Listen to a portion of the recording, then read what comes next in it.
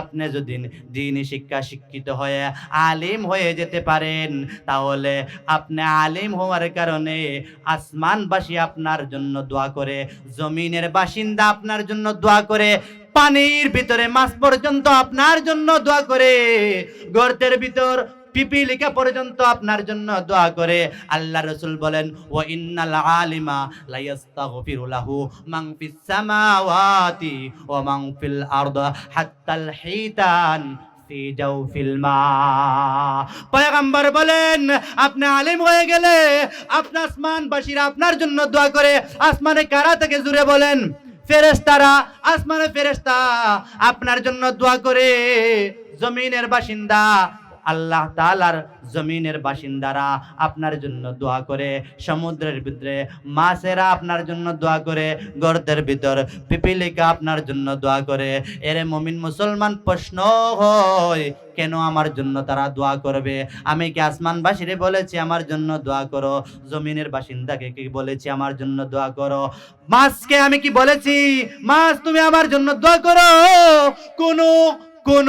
কোন সৃষ্টিকে তো আমি বলি নাই, তাহলে কেন আমার জন্য দোয়া করবে?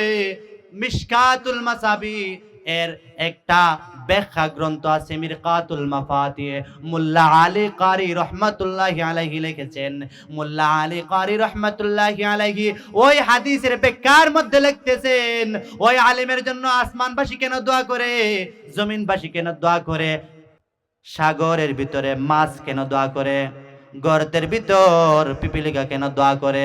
মোল্লা আলী কারি রহমাতুল্লাহি আলাইহি বলেন, আলিম যদি তাকে আল্লাহ তাআলার ইবাদত থাকবে, আলিম যদি তাকে জমিন থাকবে, আলিম যদি তাকে আসমান থাকবে, আলিম যদি না থাকে তাহলে আল্লাহ তাআলার ইবাদত থাকবে না।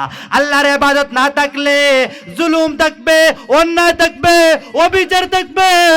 এই অন্যায় অবিচার থাকার কারণে শয়তানের ইবাদত চলবে, আর যখন শয়তানের ইবাদত চলবে আল্লাহ তাআলার এই দুনিয়ার নিজামটাকে রাখবে না, কিয়ামত করে দেবে। কিয়ামত হয়ে গেলে সব ধ্বংস হয়ে যাবে। আসমানবাসী ধ্বংস হয়ে যাবে, জমিনবাসী ধ্বংস হয়ে যাবে, পিপিলিকা ধ্বংস হয়ে যাবে, মাছ ধ্বংস হয়ে যাবে। এর জন্য মাছ বাঁচিয়া থাকার জন্য তার স্বার্থে আলেমের জন্য দোয়া করে। পিপিলিকা এই দুনিয়াতে বসবাস করার জন্য তার স্বার্থে আলেমের জন্য দোয়া করে। আসমানের ফেরেশতারা বসবাস করার জন্য তার স্বার্থে আলেমের জন্য দোয়া করে। জমিনের বাসিন্দারা বেঁচে থাকার জন্য আলেমের জন্য দোয়া করে।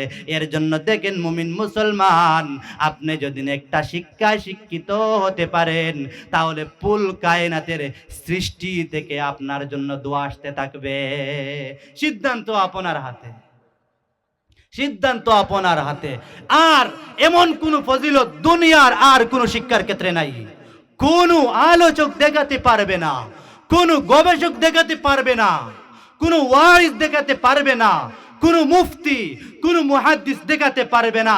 একমাত্র কুরআন হাদিসের শিক্ষায় শিক্ষিত ব্যক্তিদের আল্লাহ তাআলা এত সম্মান দান করেছে, এত ফজিলত দান করেছে, এত সম্মান আর মান সম্মান দান করেছে একমাত্র কুরআনের শিক্ষায় শিক্ষিত ব্যক্তিদের জন্য।